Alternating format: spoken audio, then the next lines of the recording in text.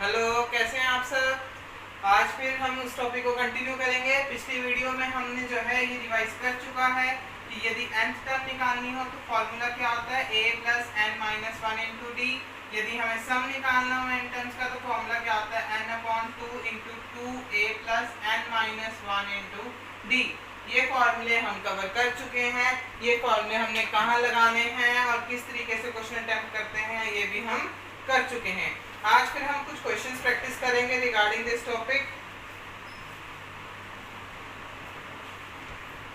तो आज पहले बताएंगे आप, देखो अभी हमने लास्ट टाइम किया था कि हमें कुछ पर्टिकुलर वैल्यूज दी होती हैं और कुछ पर्टिकुलर वैल्यूज हमें निकालनी होती हैं। उसी के क्वेश्चन को प्रोसीड कर रहे हैं।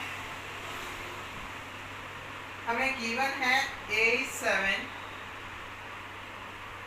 ए मैंने फर्स्ट टर्म, ए माने क्या होता है फर्स्ट टर्म, हमें फर्स्ट टर्म दी हुई है 7 एंड a13 मतलब 13th टर्म कितनी दी हुई है हमें 35 and we have to find that d and s13। क्या निकालना है हमने, फाइंड d एंड s13। क्या निकालना है हमने, d निकालना है और s13 निकालना है। तो स्टार्ट करते हैं। सबसे पहले जो गिवन है देखो उसी का यूज करेंगे। फर्स्ट में तो हमें सिंपल सी बात है, फर्स्ट टर्म दी हुई है कि a जो है वो 7 है। सेकंड में हमें दिया है कि a13 जो है वो 35 है। अगर हम a13 में ये फॉर्मूला लगाएं, यहाँ पे n की वैल्यू कितनी है 13, मतलब इस फॉर्मूले में n की वैल्यू क्या है 13, यानी a plus 13 minus 1 into D. n की जगह क्या पुट कर दिया 13। इसके साथ देख लो इक्वल्स टू कितना 35, इक्वल्स टू क्या है 35।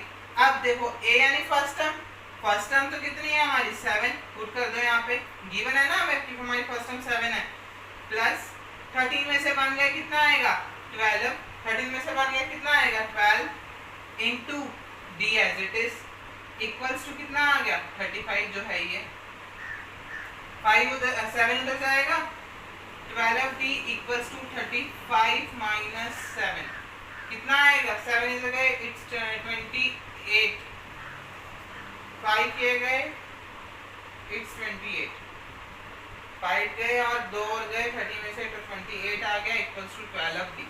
12 डिवाइड में जाएगा 28 अपॉन 12। तो अब प्रॉपर तो कैंसिलिंग हो नहीं रही है तो किसी एक टेबल से कट जाएंगे। 4 7 जा 28, 4 3 जा 12, तो d कितना आ गया हमारा 7 अपॉन 3। d कितना आ गया हमारा 7 अपॉन 3। अब हमने क्या निकालना है s13। क्या निकालना है हमने अब s13। होप सो इतना तो क्लियर है। d कैसे निकला वो तो समझ में आ गया, कुछ भी नया नहीं किया, जो चीज हमें गिवन थी उसी का यूज करके हमने इस क्वेश्चन को कंटिन्यू किया। s13 सबसे पहले तो हम sn का फॉर्मूला लिख लेते हैं। क्या होता है n upon 2a plus n minus 1 into d. This is the formula.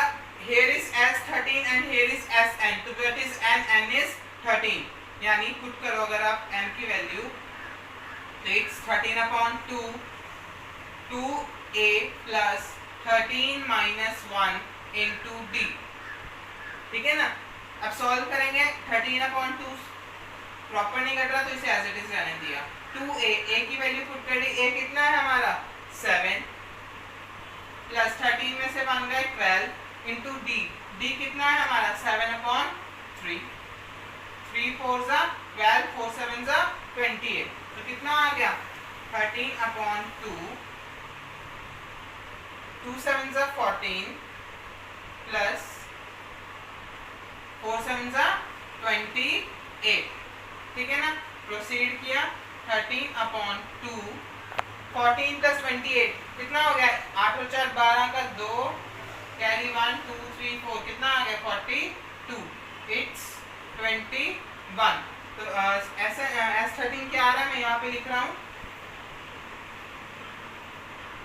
s13 क्या है हमारा 13 इंटू 21। इसको मल्टीप्लाई कर लेते हैं, हमें आंसर मिल जाएगा।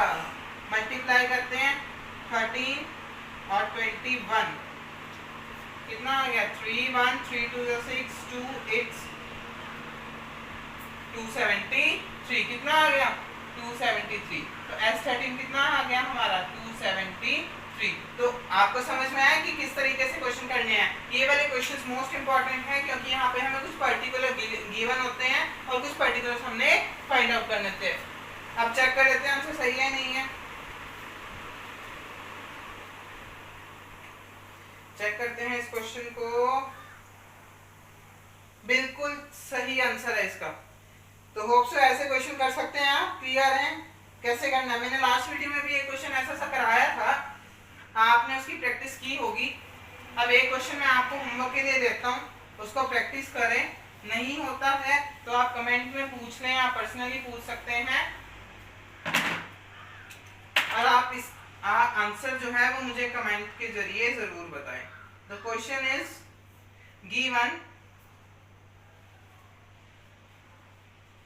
क्या गिवन है हमें?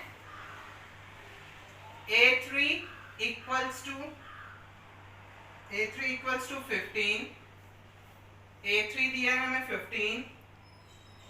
ओके, देन हमें दिया है S10 125 और हमें निकालना क्या क्या है? Find D and A10। हमें निकालना क्या है?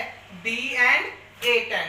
मतलब हमें 10th टर्म निकालनी है, हमें थर्ड टर्म दिया है, हमें सम ऑफ 10 टर्म्स दिया है, हमें ये दोनों चीजें फाइंड आउट करनी है। तो ठीक है ना, आप इस क्वेश्चन को मैं अगली वीडियो में समझाऊंगा। आपने इस क्वेश्चन को प्रैक्टिस कर लेना, सॉल्व कर लेना, कोई डाउट हो तो पूछ लेना। Thank you guys.